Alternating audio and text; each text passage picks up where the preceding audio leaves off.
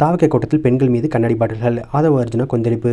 ஆதவ அர்ஜுனா போட்டியிடும் வில்லிவாக்கம் தொகுதியில் நடைபெற்ற தாவக கூட்டத்திற்கு நடுவே மது பாட்டில்கள் வீசப்பட்டதால் பரபரப்பு ஏற்பட்டது. வில்லிவாக்கம் தாவக கூட்டத்தில் நாஞ்சில் சம்பத் பேசிக் கொண்டிருக்கையில் திடீரென எழுந்து வந்து மைக் முன் வந்த தமிழக வெற்றிக் கழக தேர்தல் பிரச்சார மேலாண்மை பொதுச்செயலாளர் ஆதவ அர்ஜுனா ஒரு கண்ணாடி துண்டை காண்பித்து கூட்டத்தில் பெண்கள் அமர்ந்திருக்கும் பகுதியில் திமுகவினர் கண்ணாடி பாட்டில்களை உடைத்து வீசி தாக்குகின்றனர்.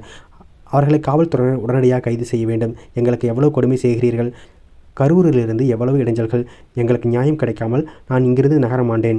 கைதாகினாலும் பரவாயில்லை என கொந்தளித்து பேசியிருந்தார். திடீரென ஆதவ அர்ஜுனா கொந்தளித்ததால் கூட்டத்தில் பரபரப்பு ஏற்பட்டது. ஆதவின் பேச்சை தொடர்ந்து கூட்டத்தில் இடையூறு செய்த சிலர் கைது செய்யப்பட்டிருப்பதாக தகவல் தெரிவிக்கிறது. கைதை தொடர்ந்து பொதுக்கூட்டமும் தொடர்ந்து நடைபெற்று வந்தது.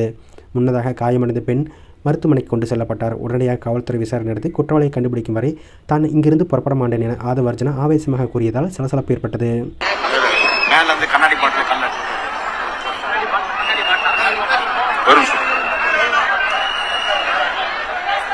காவல்துறைக்கு எங்களுடைய பணிவான வேண்டுகோள், எங்க கூட்டத்தில் இருக்கக்கூடிய பெண்மணிகள் உட்கார்ந்து இருக்கக்கூடிய ஏரியால கண்ணாடி பாட்டில வச்சு அடிச்சுக்கிட்டு இருக்காங்க. கம்மிங்